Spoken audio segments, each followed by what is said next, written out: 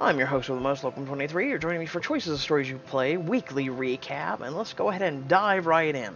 So as you all know, Sophomore has officially ended, and Junior is coming out around the 9th of April.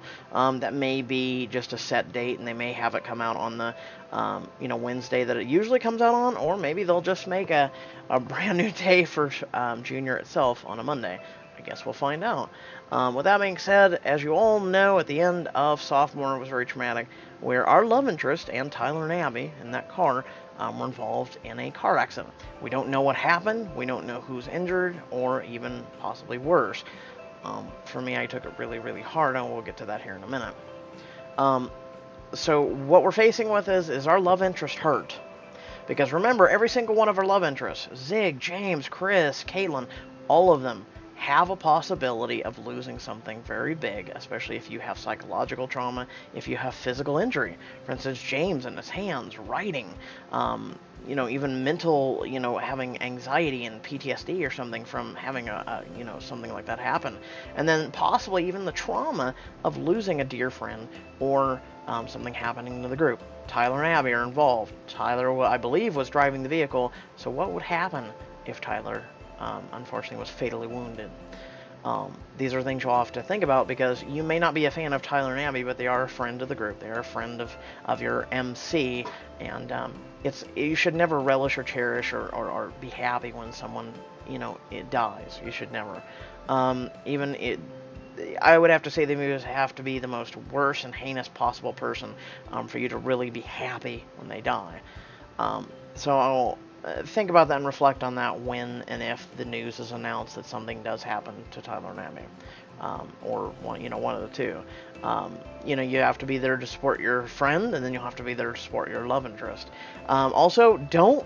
And people think, well, there's no way Pixelberry would kill off a love interest. Really? If you think about it, it lives in the woods.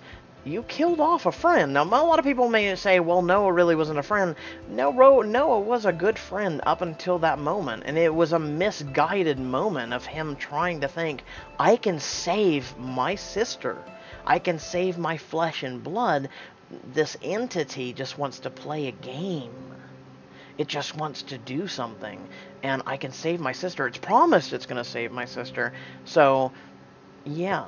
You gave up. Either your choice was to give up Noah, or your choice was to give up yourself. For me, and the person I am, even if Noah was the most person, even like Brian or someone, I would still give my life for the life of others. And I did so, and I'm proud of that. And we'll get to It Lives in the Lake here in a moment. So with that being said, there is a chance. I mean, it would be something that a lot of us would be faced. It would be very... Oh, man. I mean, think about it. Imagine if you were told on April 9th, Caitlin's dead. Oh, boy. That is tough. That is tough. And imagine the emotions that you are going to feel if that happens. Imagine the emotions of feeling that... being told even if Tyler or Abby is dead. Yeah, that's tough. That's tough. And that's one of the reasons why I wanted to get to that here in a minute, the more in-depth thing that behind me. So it's not beyond choices, especially as they're evolving and they're telling more gut-wrenching stories, or at least for some of these books. I mean, Sophomore is about real life. It's about struggles. It's about things like that. And that's an evolving series all the way from Freshman. So it may not be beyond Sophomore or choices to do that with going from Sophomore to Junior.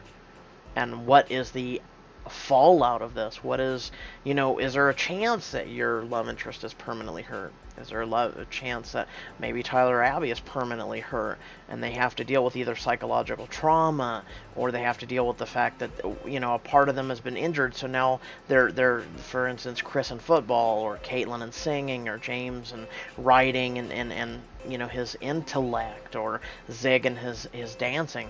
That's all been hampered. Now you have to stand by. Are you going to stand by the love of your life, or so you think, up until now? are you going to stand by them through a horrible injury or worse? So that's going to challenge a lot of you folks out there. So be ready for that on April 9th. Not all of us take that seriously, but I, for one, I do. So speaking of getting to the serious part, the reason why, and I should have probably held Junior off till last on this, is it's happened to me. Long time ago, there was a girl I loved, and she was moving with her parents. And long story short, she was taken from my life. So, person that I cared a lot about, and was hugely devastating to me to lose that person. And literally almost cost me my life because I was so devastated because I had lost that person. So, yeah, that's why seeing that, not just knowing it, but seeing that in Sophomore, that hurt. That hurt. Knowing that the person you love's in that car in front of you, and you don't know what's going on. So, that was very challenging for me.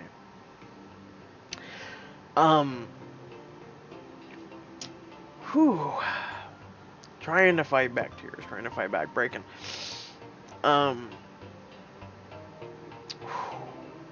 So,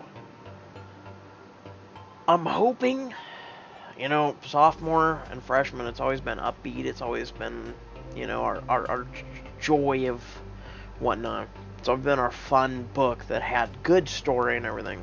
I'm hoping everything, as it goes into junior, I'm hoping everything turns out okay. I hope it's just, I banged my head, I'm alright, I got a cut or a scrape or something, I'm alright, you know, it's bad, oh man, but, you know, I'm alright. And I hope Tyler and Abby alright. So, anyway, be ready for me to cry like a baby if something does happen. I'm definitely going to be a little late on that, on Junior, if that happens. It's going to be really tough. Moving on. Red Carpet Diaries. As we know, there is supposed to be a book 2. We ended up on a high note. I don't know where it's going into next. I never played the Red Carpet Diaries thing that the Pixelberry had as a separate. They've taken that app and the whole thing, kind of like High School Story, and they've taken that and now they're converting it into choices. It was a nice little story. I like some of the characters. We've got, you know, what's going to happen with the character at the end that's really high up, director. We got developing friendships, choices hinted at Victoria making a return. You know, that's not a Diamond Edition. Oh, as my nose is starting to run. If one thing doesn't run, it's the other. Sorry. And I don't want to have to do video editing and piece things together and whatnot. I just wanted to get this done in one fell swoop. So Red Carpet Diary has a lot of potential, and I'm looking forward to that. I'm looking forward to, you know, more drama, and that was what I loved about Red Carpet Diaries. Is it was if Marcus Van Groot was an awesome character to play with, I would love a return of him from his fall from grace or whatnot. Him coming back and being, you know, like maybe the new director that's world class that we're going to be working with here in the future. Maybe he just looks at him and goes, "You're a disgrace to the industry," and just Marcus Van Groot flips the hell out and he's like, "Oh, how dare you, I am not," and he like does something stupid. And just people will look at him like, dude, really? And then I like the talk show host. I like the nod Pixelberry gave me. Whether, I don't know if they did that on purpose, if they knew, if they didn't. It's funny because that's been my catchphrase for about 6 months is, I'm the host with the most. And, so yeah. Royal Romance. I don't think we're going to be really involved with the quote-unquote capturing of the militia people, or the militants that are doing this and sabotaging this. So far they've done the assassination attempt. They did the burning down, apparently, of the apple orchard. I don't think we're gonna really be involved with that. I mean, all of a sudden your waitress has went from being a waitress to a duchy to a queen to what, a martial arts expert, where you're gonna go in like Jean-Claude Van Damme or Chuck Norris and beat some people's asses. You know, you're gonna, it's gonna be held. Something tells me it's gonna be off camera. And you're going to hear Bastien doing reports to, you know, Liam and Constantine and things like that. And you'll get to have updates as the quote-unquote soon-to-be queen. But I don't think it's going to be something you personally handle. I think you'll still have the drama of going around and compelling everybody to come to the party. Something tells me something may or may not befall the party. This marriage proposal may also be a plot by Liam and Bastien and the guard to bring these people in, since they made a huge announcement. They're going to try and do something at this. Of course they are. And what they'll do is they'll have like a net ready for them, and as soon as they go to do something at the marriage party, it's just boom, we got them. So something tells me they're not really going to handle this on camera. It's going to be completely off, and you'll just be updated as we go. Perfect match. So pretty much the guy, man, I'll tell you, perfect match. It went from being, okay, it's a dating simulator, to, what the hell? So, oh, damn it. I should have done Junior last. Perfect match. I feel like the guy is either going to be a twin, or maybe it is him. Remember, scientifically speaking, everyone has a twin out in the world. Even I have one. Somewhere out there. There's another guy that looks like me, or sounds like me, or you know, he's all around kind of like me.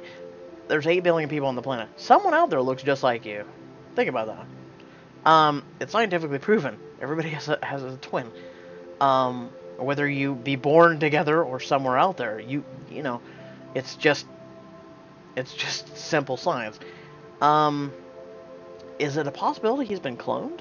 And is it a possibility that he might actually be a robot and the other guy is modeled off after him? Or well, you know what I mean. The robot is modeled after him. Because everyone's had that theory of robotics and AI ever since this book has started. You know, perfect match. It's puzzle pieces. They just had this perfect match, didn't they? And then this really mysterious father that you meet, that you gotta wonder if it isn't the creator of the AI. And giving this backstory, and you know about privacy, we don't discuss our lives, and it's really weird, and it makes you want to. And it could just be Pixelberry bamboozling us at the end of the day, saying, hey, you know, you guys, haha, you guys thought we were going an AI approach when it could have just been the most simplistic thing. That's a telltale sign of a really good writer, when they think you're going one way, and that completely sideswipes you and goes another way. So with that being said, there's a big chance that might be a thing. So yeah, high school story. Let's be honest. We've been through book 1. We've been through book 2. Diamonds are the only way we're going to get prom king and queen. Let's be honest with ourselves, okay? Let's really be honest with ourselves. We saw that. I also feel like they're also leaning towards Brian is a lesser evil out of Kara, and I believe it's Max. Oh man. Okay, so oh man, I'm trying to put this in, I'm trying to keep my he may be, because as you saw, they had the one chapter. I don't think it was this last week, but I think it was 2 weeks ago, give or take. He kind of was this, I'm trying to get with people and hang out with them and be cool, but I'm misunderstood, and don't pick on me because I try and be mean to those I like, kind of feel, and like he's quote unquote misunderstood and just wants the popularity feel. He just wants to be a part of the scene and be not put down and not and clearly, as you can tell, as he's went to Hearst, yes, he's got the whole football and sports thing going, but you can tell he isn't as popular as he was when he went to Berry High. So he's lost that. It's kind of diminished. He's still got it, but at the same time, a lot of the people are like, we know how you are, Brian, and we're going to let you be all right, but at a moment's notice, we here at Hearst are going to screw you over. And he's kind of like this loner now, you know? That's how I see and foresaw the portrayal that they're trying to give him. And then he's trying to seek redemption, but at the same time be his same a-hole self. Which, okay, good for you. And, let's see, next is BloodBound. I feel like, so if you guys have watched Bad Boys, which you guys should really check out, even though it's a different app from Choices, you guys should really check it out. I feel like BloodBound is Bad Boys 2.0 with a vampire empire. You've got rivaling. Clearly, okay, so you've got the Lester, and then you've got Saheed. There is the three vampires that have made a truce, a peaceful truce, you can tell. And, you know, there's always peace offerings, right?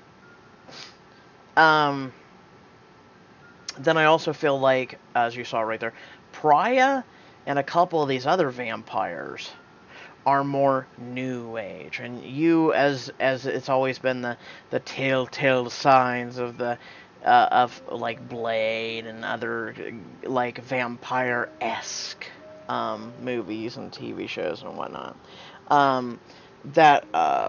There's always going to be rival clans where they give peace offerings. For instance, the blade that he gave Lester, the Egyptian amulet he gave Saheed.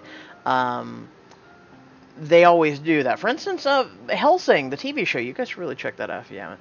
That's a good example of where Pixelberry's going with this. And there's, you know, the one vampire that kind of is more popular-esque, but stronger than the others, but he's the one who's kind of kept people kind of peaceful.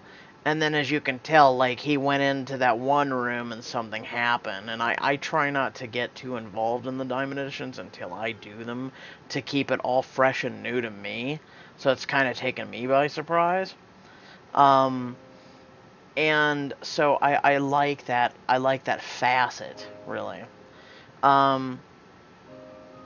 So I want to start a Diamond Edition of BloodBound soon.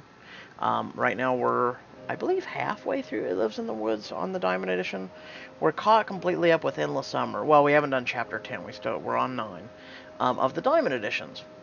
And then I also wanted to start Royal Romance Book 2 Diamond Edition. Like, there's so many things I got on the back burner. Then we also tried to divert our time into What's Your Story? Please avoid the shit out of that app, please.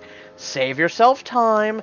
Don't overlook at it, because anybody who's played it, a lot of the other YouTubers that did it, they abandoned it too. They're like, no, I got screwed over, I'm done. They didn't even want to make it right. It's just a money, just grubbing little company. Yeah, they can go screw themselves. Literally money grubbing company. I did the VIP. I was all going to go into it in the whole 9 yards. I was really kind of liking the stories, just a touch. And because especially Divergent and things like that. And they just, oh, yeah, we have an issue with the app. Well, it seems there's a bug, but we know it's a bug. It exists, but we're going to go ahead and reset your whole account. By the way, we're going to give you a couple tickets. We're not going to give you the about 50 you spent. We're also not going to give you VIP back. You lose that when we reset your account. You better cancel that with Google so we don't charge you further for an account that no longer exists. Well, long story short, it's a piece of crap. I even did a video on it, and no, it's one of the worst apps I've actually ever played. So yeah, beware of that. Buyer, beware. If you want to waste your time, have at it, but don't spend $1 on it. I promise you it's going to waste. So, I feel like we're going to see, with BloodBound, New Age vampires versus Old Age. Remember, it was only a meeting of 3, and as you've seen on some of these pictures that have passed by, we've got Jax, we've got Pariah, which is the kind of entertainment one. We've got a lot of other vampires and a lot of other ones we're going to see coming into the mix. Is Jax possibly a vampire hunter that we'll see coming up here in the next week or so? Are they going to delve more into Pariah? What exactly will be going on? Is there going to be vampire hunters, and then they got the, vampires versus... Remember, he only said that there's about 100 some odd vampires in just New York alone. Will there come from vampires from other places that Pixelberry hasn't introduced? Perhaps some big vampire boss or an elder?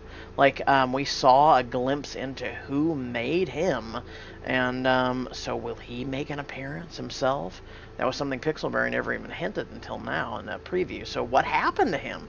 Did he, as the age-old thing with vampires is a person who's been converted into one can never kill their master? Is that something Pixelberry's going to change? Will they actually be able to change that? Because that's been an age-old wise tale of you never being able to kill your master. Very interesting. I'm really looking forward to BloodBound. And I liked being able to give our main love interest, or at least your boss, the Adriano. Like I said, bad boys, because I get the feeling, and I literally sat there looking at the pictures, and I'm like, what voices am I going to give these characters? I'm glad I gave Sahid her voice, her personality, her attitude. Lester, I loved it. It was awesome. I gave him the essence from the guy from Westworld, the guy with the glasses, the tech guy that ended up being, I hope you've watched the show, he ended up being, I don't want to go into it in case you haven't, you should really catch up. By the way, Westworld Season 2, it's in the works. I believe it actually releases at the end of this fall or winter. Look forward to that, Westworld 2. So, and then if you guys haven't checked on my channel, I've had a little bit of other content. Chapters, of course, has some great... I have to say, it's a good app that rivals Choices and a lot of good storytelling. They still got a long way to go, but they still got some really good stories. Mr. Devil's an interesting one.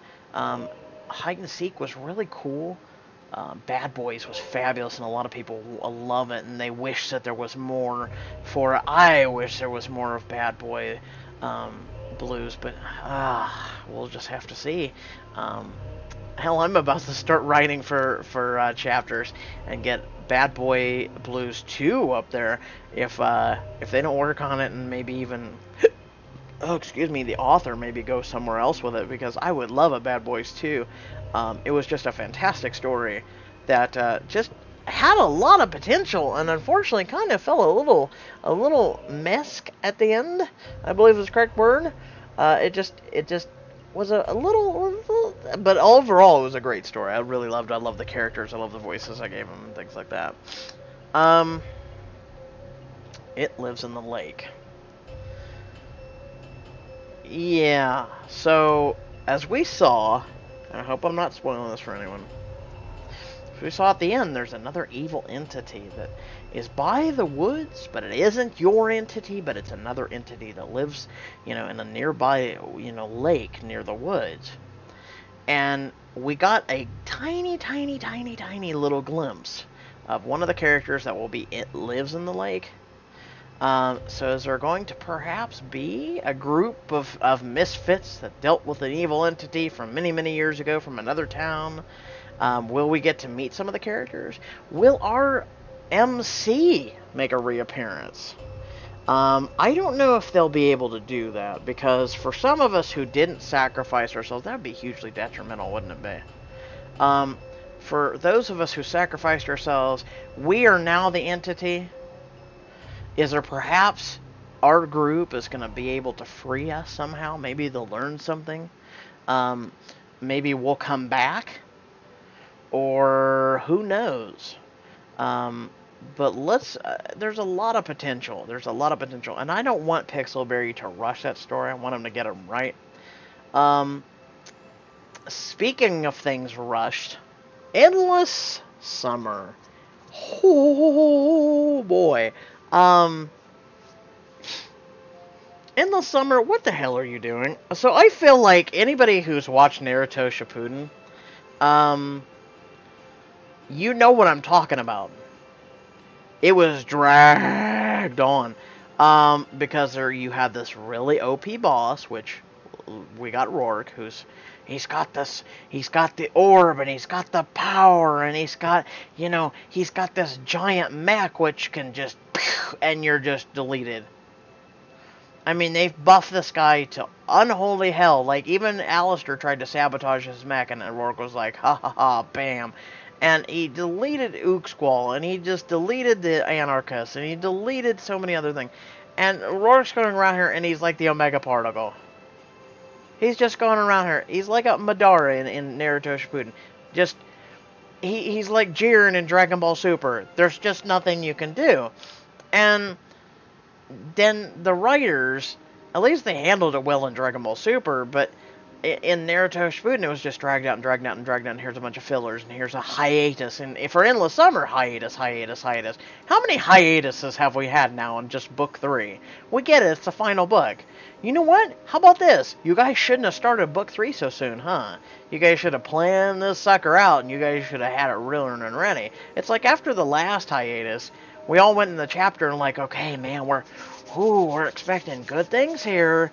And it was lackluster as all hell. And so for people who are in one of the Discords that I'm in, I brought that up and I rubbed it in their face. Because they're like, no, hiatuses are good for TV shows. Yeah, like The Walking Dead. And you know what? Hiatuses have ended up hurting that show, by the way. And a lot of people have said it. Hiatuses was something that back in the early 2000s they first started.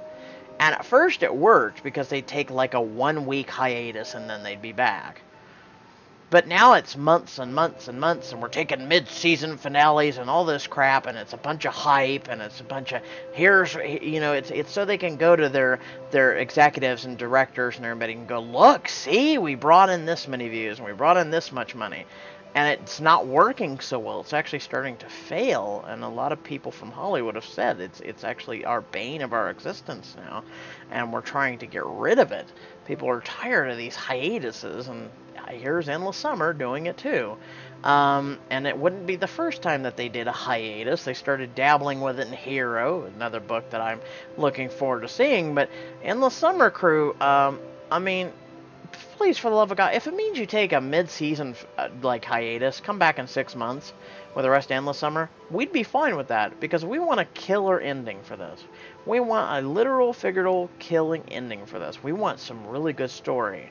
Like, get your best brains at Pixelberry, get it done. Hell, if it means you even ask for some of the community's feedback and whatnot, and what they think, or even just specific individuals, hell, I'll sign an NDA to give you guys some ideas. That'd be great. But I feel like you guys have went from a really great book 1 and a pretty stellar book 2 to a very mediocre book 3. And it just may be I'm tired of all the goddamn hiatuses speaking, and the lackluster chapters coming back after hiatuses. Like, it was like, oh, hand fasting and you defeated Cetas. And hiatus. It's like, oh, okay. Then it's, it's oh, hiatus, and then it's Rourke has a mega, and it's just delete. Ha ha ha, I have the orb, and it's hiatus. And it's like, I'm just sitting there going, really? I'd rather 6 months hiatus before they screw the end up, because if this, think about this, this is Endless Summer, this is a hugely potential book. And it's one of the most strongest books that they've had. And I could sit here and harp on it for a while now, but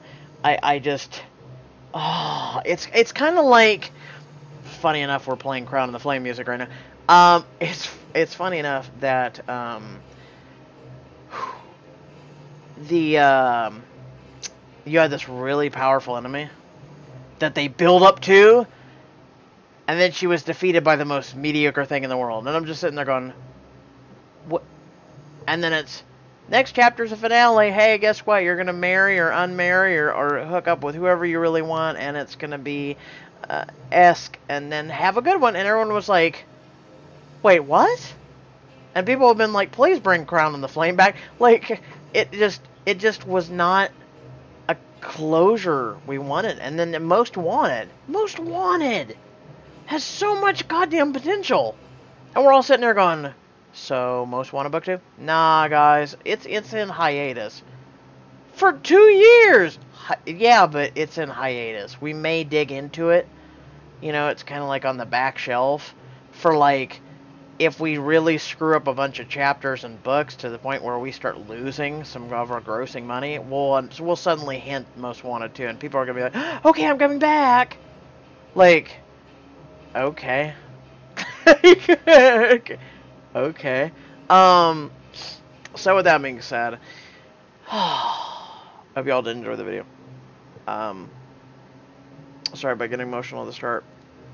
I kind of knew I was going to get it, but then I was like, I'll just go into it and maybe it won't hit me. It's something that still is going to hit me as hard as a brick wall, going fast as hell into it. No matter how much you charge that wall, you're never going to break through it. At least not to me. So, I'm trying to get back into the weekly recaps. I'm trying to do Diamond Editions. I'm trying to do other content. I'm trying to do streams. But then at the same time, it's very hard to do streams because, let's put it this way. When you build an empire on one specific thing and you do it well, and then you try and venture off, and as you can tell on my channel, I've tried venturing off. We've tried doing a lot of apps, and people are like, eh. And not many people tune in. It's hard to keep the motivation and the train going when there's no fuel for it. So yeah. Right now, so here you go. Here's a non-Pixelberry thing. Right now, I'm building up Steam. I'm building up a plan for. Please go look this up. I may even include a link in the description down below, or at least in the comment section, for Detroit Becomes Human. A great game that's coming out. It is really nice graphics, really a massive, huge, like a stories-esque type game that is going to throw visual novels and throw a choices type genres and things like that into the next generation. So it's something that I'm really looking forward to. I'm trying not to hype myself up too much, but we will be doing that on this channel.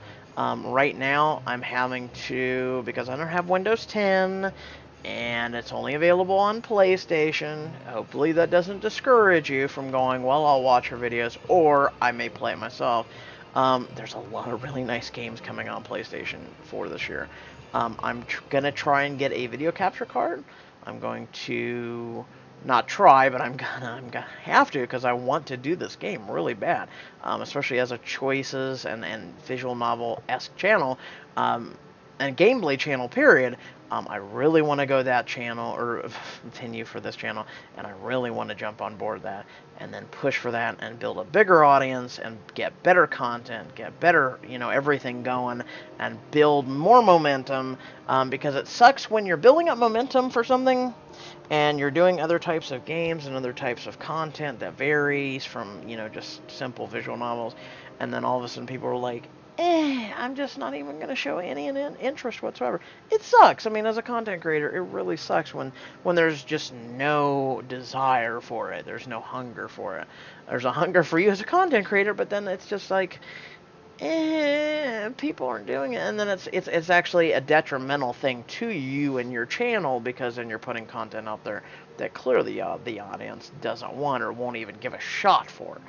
So that's very hard for a content creator, unless you've got millions and millions of subscribers, and then yeah, you're fine.